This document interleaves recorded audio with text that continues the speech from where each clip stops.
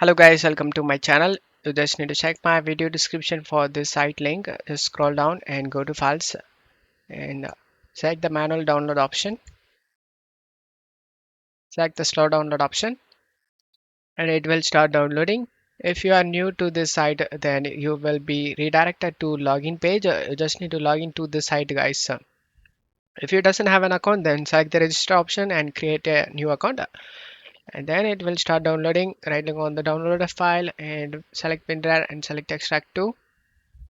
After the extract done, open it and you can install or uninstall using this Windows patch file automatically. I'm going to do manual steps. To do this, you just need to make this left, right side. You just need to navigate to the